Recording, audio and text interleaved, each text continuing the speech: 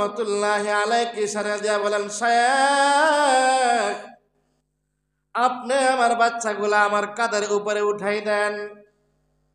উজানের কারি ইব্রাহিম সাহেব রহমতুল্লাহি আলাইহি বাঘের বাচ্চাগুলা বাঘের কাঁধের উপরে উঠাই দিছে। বাঘ আস্তে আস্তে জঙ্গলার মধ্যে চলে গেছে। জোরে বলেন সুবহানাল্লাহ। ভাইরা আমার, উজানের কারি ইব্রাহিম সাহেব রহমতুল্লাহি আলাইহি এই মসজিদের মধ্যে থাকতে লাগলেন, নামাজ কালাম পড়তে লাগলেন। উনি তো জজবলা মানুষ। একজন রাখাল রাস্তা দিয়ে হাইটা যায়। রাস্তা দিয়ে হাইটা যাওয়ার পরে ওই রাখাল কারি ইব্রাহিম সাহেব রহমতুল্লাহি আলাইহিকে বলতেছে, দেখ কেমন পাগল, সকাল সন্ধ্যা খালি রাস্তাঘাটের মধ্যে জিকির করে। কারি ইব্রাহিম সাহেব রহমতুল্লাহি আলাইহি এমন জিকির করতেন, কিতাবের মধ্যে পাওয়া যায় উনি যখন ঘুমাই থাকতেন ওনার প্রত্যেকটা অঙ্গ প্রত্যঙ্গ আল্লাহ রাব্বুল আলামিনের জিকির করতে। জোরে বলেন সুবহানাল্লাহ।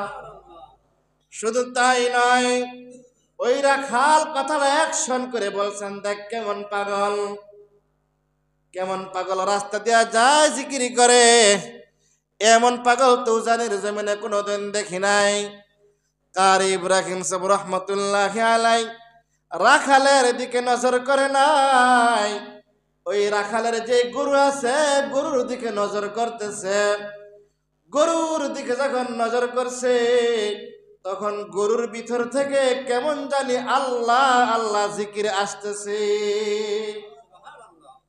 ভাইরা আমার, শুধু তাই নয়, কারি ইব্রাহিম সাহেব রহমতুল্লাহি আলাইহির খুব কাছের ছাত্র ছিল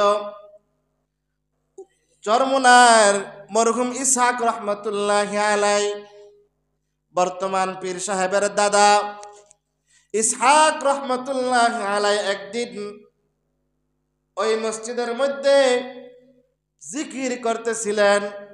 এশার নামাজ পড়িয়া জিকির করবেন। কারি ইব্রাহিম সাহেব রহমতুল্লাহি আলাইহি একদিন ইসহাক রহমতুল্লাহি আলাইহিকে ডাক দিয়া বলে, ইসহাক আজকে তুমি মাদ্রাসায় ঘুমাবা, মসজিদের মধ্যে ঘুমাইবা না, কি ব্যাপার? বলে, আজকে আমি মসজিদের মধ্যে আসবো, তুমি আসবা না। ইসহাক রহমতুল্লাহি আলাইহি বলে, হুজুর এত জঙ্গলের মধ্যে একা একা থাকবে, হুজুরকে আমি রাখি, আমি মসজিদের মধ্যে ঘুমাইতে পারি না, এমন আদর্শবান ছাত্র আমি না। হুজুর যখন মসজিদের মধ্যে থাকবে আমি তার পাশে জঙ্গলার মধ্যে থাকব।